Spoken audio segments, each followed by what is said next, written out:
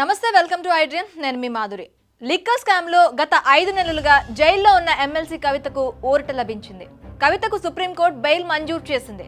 ఆమె దాఖలు చేసిన బెయిల్ పిటిషన్ పై justice BR Gavai, justice Vishwanath తో కూడిన ద్విసభ్య ధర్మాసనం విచారణ చేపట్టింది. కవిత తరపున సీనియర్ న్యాయవాది ముకుల్ రోహత్గతి, ఈడీ తరపున ఏఎస్జీ వాదనలు వినిపించారు. ఇరువైపుల వాదనలు విన్న ధర్మాసనం కవితకు బెయిల్ మంజూరు చేసింది. ఈడీ, సిబిఐ కేసుల్లో బెయిల్ ఇస్తున్నట్లు ధర్మాసనం పేర్కొంది. బెయిల్ మంజూరుకు సుప్రీంకోర్టు 3 ప్రధానమైన కారణాలు చెప్పింది. సిబిఐ తుది ఛార్జ్ షీట్ దాఖలు చేసిందని, ఈడీ కూడా దర్యాప్తు పూర్తి చేసిందని పేర్కొంది. నిందితురాలు జైల్లో ఉండాల్సిన అవసరం లేదంది. మహిళగా కూడా పరిగణించాల్సి ఉందని అభిప్రాయపడింది. అందుకే బెయిల్ మంజూరు చేస్తున్నట్లు ధర్మాసనం వెల్లడించింది. బెయిల్పై గంటన్నరకు పైగా వాదనలు కొనసాగాయి.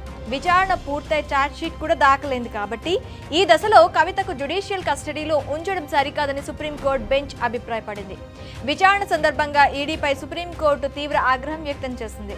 కేసు మోర్సిట్లోకి వెళ్లడం లేదని కోర్టు తెలిపింది. 2 కేసుల్లో 10 లక్షల రూపాయల చొప్పున వ్యక్తిగత పూచీకత్తు సమర్పించాలని కోర్టు ఆదేశించింది.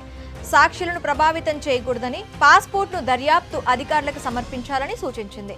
మద్యం కుంభకోణంలో ట్రయల్ కోర్టు, ఢిల్లీ హైకోర్టులు కవితకు పలుమార్లు బెయిల్ పిటిషన్ తిరస్కరించారు. కవిత రాజకీయంగా ప్రభావవంతమైన వ్యక్తి అని, ఆమెకు బెయిల్ ఇస్తే సాక్షులను ప్రభావితం చేసే అవకాశం ఉందని, సాక్ష్యాలను ధ్వంసం చేసే అవకాశం ఉందని గతంలో ఢిల్లీ హైకోర్టు పేర్కొంది. మద్యం కుంభకోణంలో మార్చి 15 ఈడీ అధికారులు హైదరాబాద్లో ఎమ్మెల్సీ కవితను అరెస్ట్ చేశారు. ఆ తర్వాత ఏప్రిల్ 11 లిక్కర్ కేసులో సిబిఐ అరెస్ట్ చేసింది. ఎమ్మెల్సీ కవితను ఎన్ఫోర్స్మెంట్ డైరెక్టరేట్ ఈ ఏడాది మార్చి 15 అరెస్ట్ చేసింది. మనీ లాండరింగ్ నిరోధక చట్టం కింద అరెస్ట్ చేసినట్లు ఈడీ అసిస్టెంట్ డైరెక్టర్ జోగేందర్ అప్పట్లో ప్రకటించారు. అరెస్ట్ వారెంట్తో ఆమె ఇంటికి వెళ్లిన ఈడీ అధికారులు ముందుగా సోదాలు నిర్వహించి మనీ లాండరింగ్ నిరోధక చట్టం ప్రకారం విచారించి కవిత వాంగ్మూలం నమోదు చేశారు. ఆమె నుంచి 5 సెల్ ఫోన్లు స్వాధీనం చేసుకున్నారు. అనంతరం కవితను తిహార్ జైలుకు తరలించారు. ఢిల్లీ లిక్కర్ పాలసీలో అక్రమాలు చోటు చేసుకున్నాయంటూ 2022 ఆగస్టులో సిబిఐ కేసు నమోదు చేసింది. ఇదే కేసులో హైదరాబాద్కు చెందిన మద్యం వ్యాపారి అరుణ్ రామచంద్ర పిళ్ళై వాంగ్మూలాన్ని సేకరించిన అనంతరం కవితకు నోటీసులు జారీ చేసింది. మరోవైపు ఢిల్లీ మద్యం టెండర్ల వ్యవహారంలో సౌత్ లాబీ తరపున కోర్టులు చేతులు మారాయనే కోణంలో ఈడీ దర్యాప్తు ప్రారంభించింది.